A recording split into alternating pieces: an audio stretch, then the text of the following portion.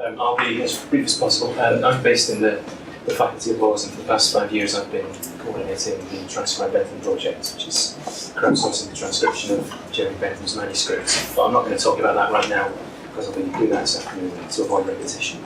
So instead I'd like to take a slightly different tack in talking about the opportunities of crowdsourcing and focus upon one particular opportunity for further unlocking the potential of crowdsourcing in the humanities, namely in the field of machine learning and semi-automation of some basic tasks, which can take some of the pressure off the volunteers who take part in those projects.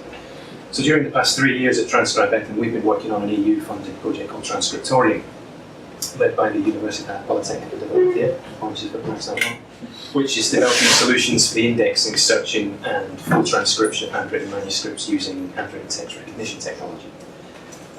Some of this to me appears genuinely remarkable and scarcely believable, such as when my colleagues from Athens demonstrate this image analysis software which we use, which eliminates the skew and the slants of a person's handwriting and binarizes the image so it's easier to read. And my colleagues in Valencia have a system called Keyword Spotter, where you take a couple of hundred manuscript images and you can search for particular words across the images without necessarily having transcribed the material. This seems to me just astonishing. The HTR technology itself can produce automated transcripts of handwritten manuscripts based on a certain amount of training data. Yes, so yeah. And all of this work could be transformative for access to digitized manuscripts, but it also has real potential for crowdsourcing. So our regular volunteers, our super transcribers, they submit large amounts of material on a regular basis. They tell us that one of the key reasons for participating, aside from the fact that they are contributing to something that's going to help other people, is that they enjoy the challenge of deciphering the more difficult Bentham manuscripts, of which there are 7,000. Typically, they don't touch the neater, fair copy manuscripts. They leave those to either new participants or don't bother them at all.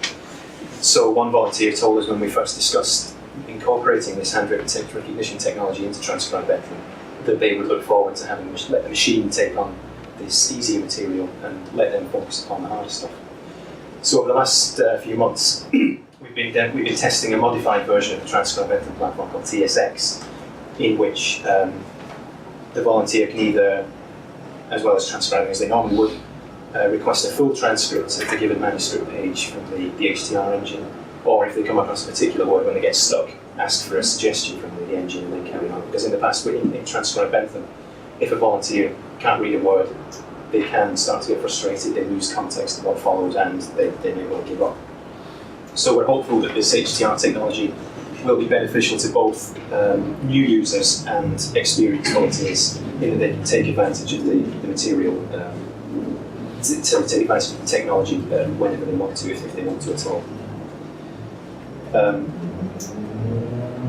I think some of the opportunities afforded by this technology also come with pitfalls, and I think they speak to some of the more general points about crowdsourcing, in that the crowd aren't there to be exploited. They're not just an opportunity.